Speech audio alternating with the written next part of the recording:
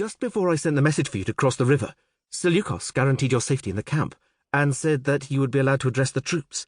He's very keen to come to an accommodation with you. I'm sure he is. He's the most ambitious of Perdiccas's officers. I almost like him.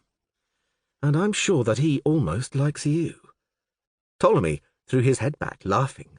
I'll be needing as many almost friends as I can get. I imagine he'll be looking for something lucrative. Satrap of Babylonia, for example.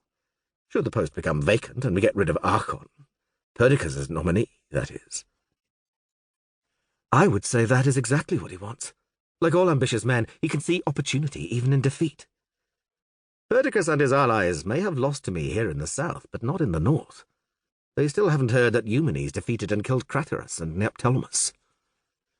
A conspiratorial smile played on Aridaeus's lips. If they had, then I'd wager that they would not be in the process of assassinating their leader should he not agree to talks. Ptolemy shook his head, frowning, unable to suppress the regret he felt at the murder of a fellow member of Alexander's bodyguard, 7 in number. That it should really come to this, and so soon. Once we were brothers in arms, conquering the known world. And now we slip blades between each other's ribs, and all because Alexander gave Perdiccas his ring, but then refused to name a successor. Perdiccas the half-chosen now becomes Perdiccas the fully dead. He leaned over and clapped Aridaeus on the shoulder. And I suppose, my friend, that you and I must bear a lot of responsibility for his death. Aridaeus spat. He brought it upon himself by his arrogance. Ptolemy could see the truth of that statement. In the 2 years since Alexander's death in Babylon, Perdiccas had tried to keep the empire together by assuming command in a most high-handed manner, purely because Alexander had given him the great ring of Macedon on his deathbed, saying, "To the strongest," but neglecting to say exactly whom he meant by that. Ptolemy had realized immediately that the great man had sown the seeds of war with those 3 words, and he suspected that he had done so deliberately, so that none would outshine him. If it had been an intentional ploy, it had worked magnificently, for the previously unthinkable had happened. Macedonian blood had been spilt by former comrades in arms within 18 months of his passing. Indeed, war had flared almost immediately, as the Greek states in the west had rebelled against Macedonian rule, and the Greek mercenaries, stationed in the east, had deserted their posts and marched back west.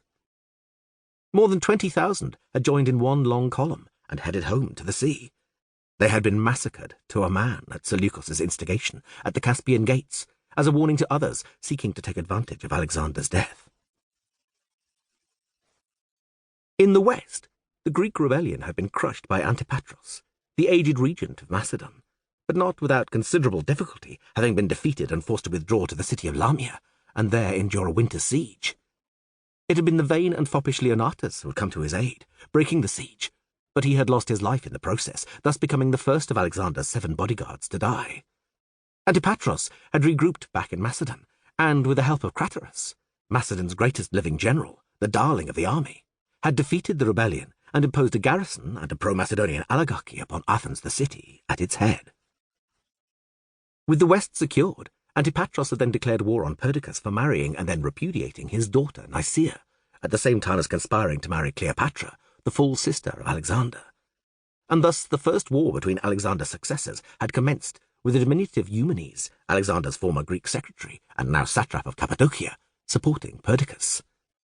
But Eumenes had been unable to prevent Antipatros and Craterus crossing the Hellespont into Asia due to the defection of Cletus, Perdiccas's admiral.